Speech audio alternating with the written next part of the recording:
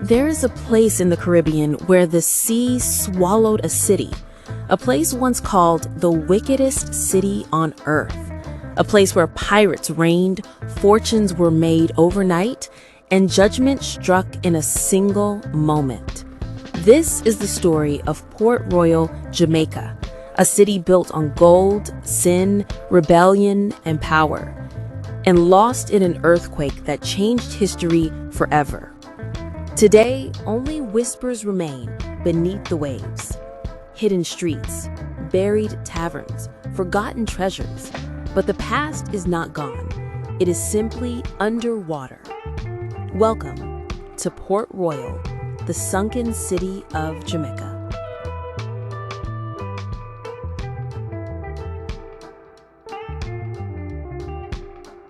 Port Royal began as a simple sand spit at the edge of Kingston Harbor, a narrow strip known as the Palisados.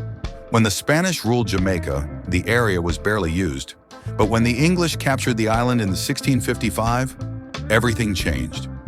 England needed a military stronghold, a place to control the Caribbean trade routes, a place where privateers, legal pirates, could attack Spanish ships. So they built Fort Charles, then Fort James, and later Fort Carlisle. Soon a town grew around the forts. A town that would become one of the richest and most dangerous in the New World. Ships poured in daily. Merchants grew wealthy overnight, and pirates found a home where nobody judged their sins. As long as they brought gold, Port Royal was unlike any other city. At its peak, it had one drinking house for every 10 residents. Money flowed like water, and the men who ruled the seas walked its streets. The most famous among them was Captain Henry Morgan, a brilliant tactician, ruthless fighter, and loyal servant of the English crown. Depending on who you ask, Morgan attacked Spanish colonies with fire and sword, bringing enormous wealth back to Jamaica. Port Royal celebrated him as a hero. Spain labeled him a criminal. But one thing is certain: Henry Morgan helped build Port Royal's reputation as a city where anything could be bought. Women, rum, treasure, revenge, or power. Taverns roared with drunken laughter. Gold coins rolled across wooden floors. Duelers fought in the streets. Pirates gambled away fortunes in a single night. Visitors described Port Royal as the Sodom of the New World, and even some residents admitted the city was too wild to last. During the late 1600s, Port Royal became the economic engine of Jamaica. It controlled trade routes between Europe, Africa, and the Americas. Ships carried sugar, rum, slaves, gold, silver, spices, and weapons.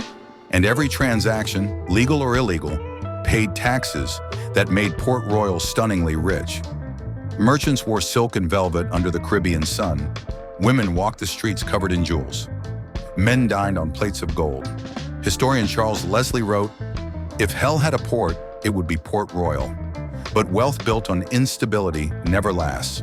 By the 1680s, the shoreline began to shift. Engineers noticed that the city, built on sand, was not stable. Locals reported small tremors. Wells dried and refilled unexpectedly. Animals acted strangely. Church leaders warned that judgment was coming. But Port Royal ignored the signs. The parties continued. The rum flowed, the gold poured in, and life went on. Until June 7, 1692. Just before noon, the ground began to shake. At first, people laughed. They thought it was a mild tremor, but within seconds, the earth split open. Buildings collapsed. The sand liquefied beneath their feet. Streets sank into the sea. Survivors said the city melted like butter. Houses slid into the harbor, ships were tossed onto rooftops. The ocean swallowed entire blocks. 2/3 of Port Royal disappeared underwater in less than 2 minutes. Over 2,000 people died. Some crushed, some drowned, some pulled into the sand as it liquefied beneath them. For many, it felt like divine judgment. The horror didn't end with the quake. Aftershocks continued for days. A massive tsunami struck the ruins. Corpses floated in the harbor. Disease spread rapidly, and weeks later, a fire swept through the surviving structures. Port Royal, once the crown jewel of the Caribbean, was now a broken, smoking ruin. England considered abandoning it. But the harbor was too valuable. So survivors rebuilt a smaller, quieter town. Nothing like the wild city it once was today. Most of Old Port Royal lies underwater, preserved like a time capsule beneath the waves. Archaeologists discovered intact streets, drinking houses, pottery, coins, weapons, household items, and even a pocket watch frozen at 11:43 a.m., the exact moment the earthquake hit. The site is one of the most important underwater archaeological locations in the world. Divers describe eerie scenes: chairs still sitting upright, plates still on wooden tables, and walls standing beneath the calm blue water, a city frozen in time, just beyond the shore of modern Jamaica. Today, Port Royal is a quiet fishing town. Children play along the harbor, fishermen mend their nets, and the ruins of Fort Charles still watch over the entrance to Kingston Harbor. In recent years, Port Royal has become a historic tourist site, a destination for underwater archaeology, a protected heritage zone, and a key part of Jamaica's maritime identity. New investments aim to restore its glory, not as a center of sin, but as a window to Jamaica's rich and dramatic history. Port Royal's story is one of rise and fall, wealth and destruction, sin and survival. It reminds us how quickly power can disappear, how fragile human empires are, and how the past never truly dies. It simply sinks below the surface, waiting to be discovered.